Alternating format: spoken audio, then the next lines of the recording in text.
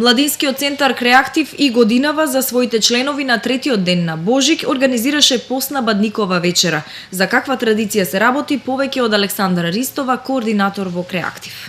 Прекрасна вечер. Втор пат ја организираме оваа бадникова вечер. Минатата година започнавме и оваа година решивме да продолжиме со нашата традиција со организирање на бадникова вечер со нашите пријатели, со работници, нашите членови и волонтери. Навистина беше прекрасна вечер. Колку волонтери имаше присутни на вечерата? Од прилика? Па имаше околу 40 на присутни во центарот. Тоа беа и волонтери од другите земји, така? Вашите соработници, интернационалци? Па да, секако нашиот тим беше присутен таму, меѓутоа имавме и доста пријатели и соработници на Младинскиот центар кои што исто така не посетија. Секој кој што се чувствува како дел од Креактив беше возможно да присуствува, така да на наше задоволство бевме посетени од голем број наши пријатели. За повеќето од нашиот тим, од интернационалните волонтери, им беше прв пат да се сретнат со нашата традиција, нели, со начинот на кој што ние прославуваме бадниковата вечера.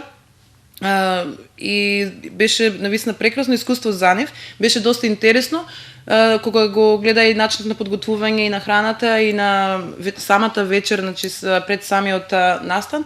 Сето за нив тоа беше едно ново искуство. Так.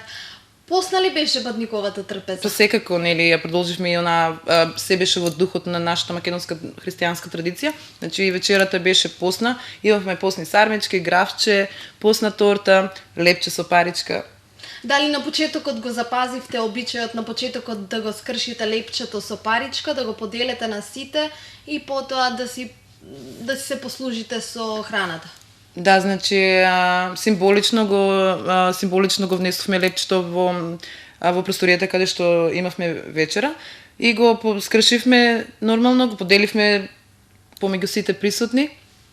Така да беше интересен момент.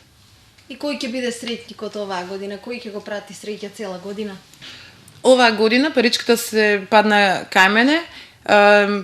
Но тоа не значи дека нели ќе ми биде само мене среќна оваа година.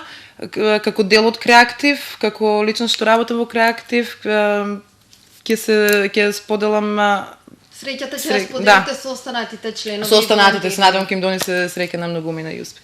Бидејќи вие функционирате како една фамилија, сите сте заедно. Точно, токму и затоа ги организираме овие.